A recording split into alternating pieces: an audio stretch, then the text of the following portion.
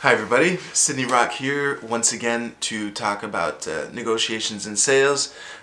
First of all, before I get into today's topic, I just want to say a quick word on why it's been so long since my last video. In a word, it's good news. I've been very busy at work. As a matter of fact, I hit a turning point in my career a couple weeks ago where I'm technically in management now. And if everything goes well, within a couple months I'll be able to ditch the term technically in what I just said. So I'm really happy about that, and most of that period has been revving up towards that interview and celebrating after the fact. So for today's topic, what I'd like to do is share some of my favorite diversionary tactics. Diversion tactics aren't just useful when you're trying to make a sale or when you're negotiating. It can be useful in any situation. And the three main uses that I use diversions for, and I think everyone does this intuitively. I'll get into that in a second. The three main reasons are when you want to make the person you're speaking to forget what just happened. The other reason is to make sure that they're still engaged. And the last one is to set up what you know is coming next. So the three main things that I like to do to divert someone's attention is to ask a question, tell a joke, or tell a story. Now, what these three things have in common is that they engage people.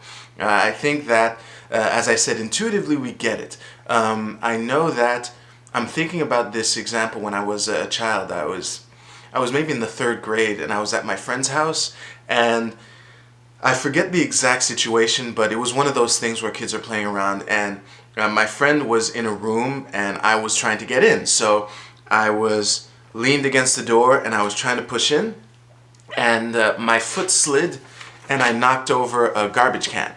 And I could see, my friend's mom was there, and she was obviously annoyed by me having just knocked over the garbage can.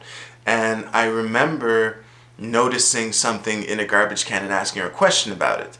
I think that that's an example of how asking a question, or either one of these things, anything that can engage the person you're speaking to and divert their attention, can be useful depending on what you're trying to accomplish.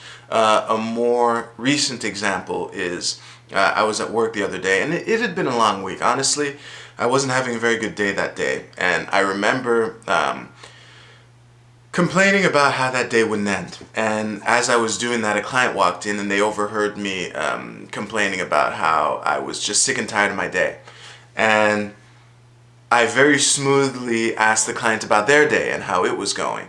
And that little thing, honestly, I wasn't going to make a big deal out of, I'm a human being, sometimes we have a bad day, but I didn't want to make a big deal out of it, so I just asked the client about their day to distract them.